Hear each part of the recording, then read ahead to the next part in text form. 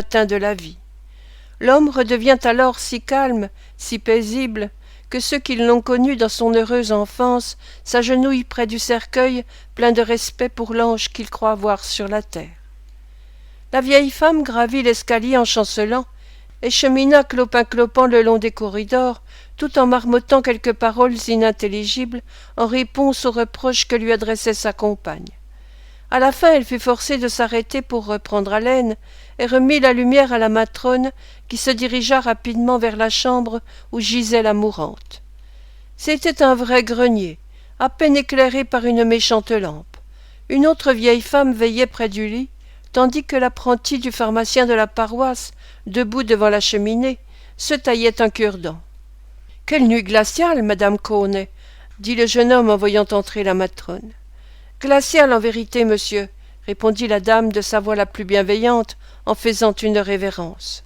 « Vous devriez exiger de vos fournisseurs du charbon de meilleure qualité, » dit l'apprenti en attisant le feu avec les pincettes rouillées. « Celui-ci ne convient nullement par un temps pareil. »« Il est du choix de l'administration, » répondit la matrone. « Elle devrait bien au moins nous chauffer convenablement.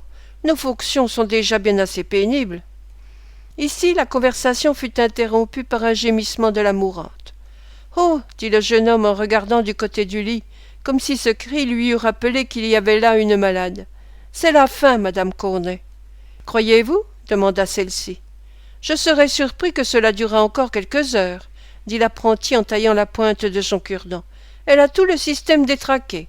Dites-moi, la vieille, est-ce qu'elle dort ?» La garde se pencha sur le lit pour s'en assurer et fit signe que oui. « Elle s'en ira peut-être bien comme cela, si vous ne faites pas de bruit, » dit le jeune homme. « Posez la lumière à terre, elle ne la verra pas. » La vieille obéit en secouant la tête comme pour faire entendre que la malade ne mourrait pas si tranquillement. Puis elle reprit sa place près de l'autre vieille qui venait de rentrer.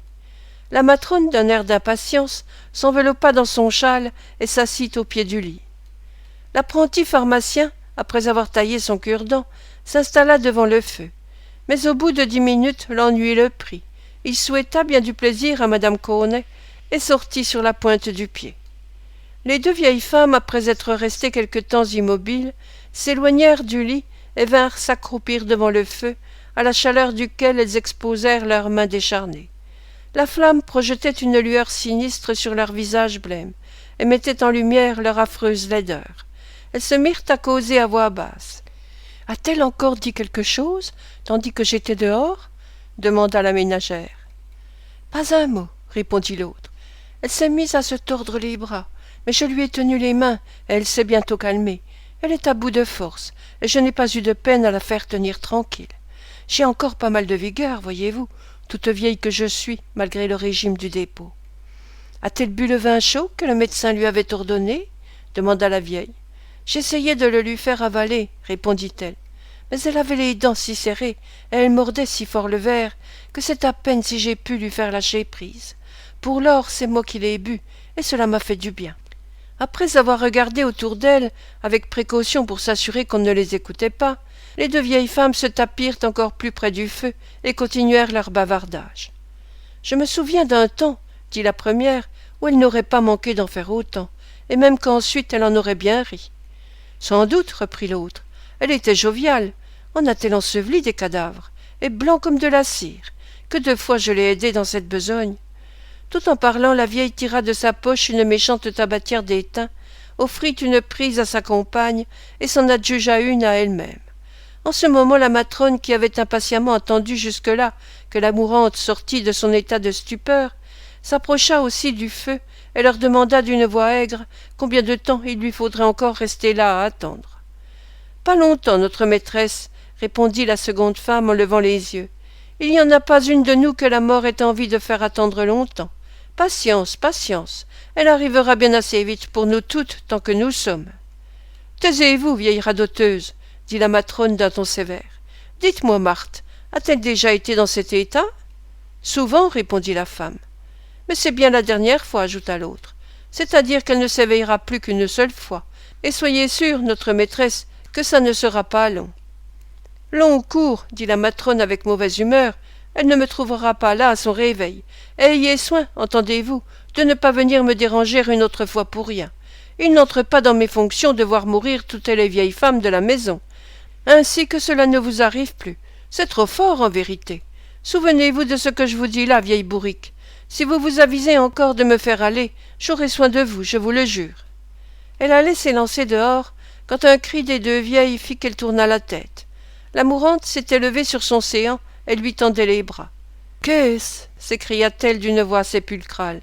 « Paix, paix » dit une des femmes en se penchant sur le lit. « Couchez-vous, couchez-vous. »« Je ne me recoucherai que morte, » dit la malade en se débattant. « Il faut que je lui parle.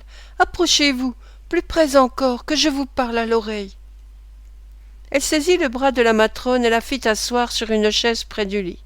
Elle allait parler quand elle aperçut les deux vieilles debout près d'elle, le corps penché, dans l'attitude de femmes qui écoutent de toutes leurs oreilles.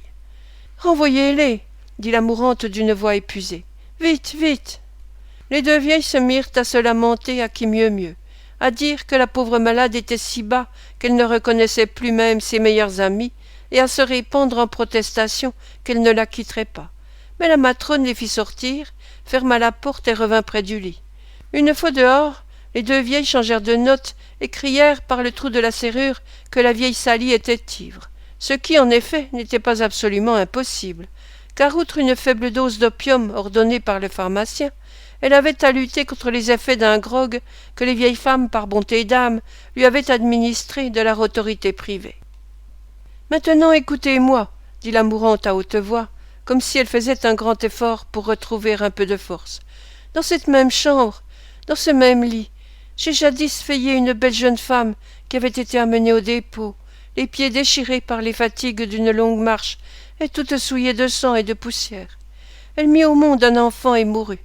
Laissez-moi réfléchir, que je me souvienne en quelle année c'était. »« Peu importe l'année, » dit l'impatiente matrone. « Où voulez-vous en venir ?»« Ah oui, » murmura la malade en retombant dans sa somnolence. « Où voulais-je en venir ?»« Je sais, » s'écria-t-elle en se redressant tout à coup convulsivement. Sa figure s'anima et les yeux lui sortaient de la tête. « Je l'ai volée, oui, je l'ai volée. Elle n'était pas encore froide. Je vous dis qu'elle n'était pas encore froide quand je l'ai volée. »« Volée quoi ? Parle, pour l'amour de Dieu !» s'écria la matrone en faisant un geste comme pour appeler du secours. « La chose, » répondit la mourante en mettant sa main sur la bouche de la matrone, « la seule chose qu'elle possédât. Elle n'avait ni vêtements pour se garantir du froid, ni pain à manger, et elle avait gardé cela sur son cœur. C'était de l'or, vous dis-je, du vrai or, qui aurait pu servir à lui sauver la vie. »« De l'or » répéta la matrone en se penchant vivement vers la mourante, qui retomba épuisée sur le lit. « Continuez, continuez. Eh bien, et puis, qui était cette jeune mère ? Quand était-ce ?»« Elle m'avait chargé de le garder précieusement, » reprit la vieille en poussant un crin plaintif. « Elle me l'avait confié parce qu'elle n'avait que moi près d'elle.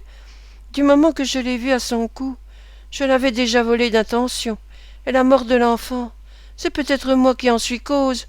On l'aurait mieux traité si on l'en avait tous su. »« Su quoi ?» demanda l'autre. « Parlez !»« Cet enfant ressemblait tant à sa mère, » reprit la mourante sans tenir compte de la question qui lui était adressée, « que je ne pouvais le regarder sans songer à sa pauvre mère.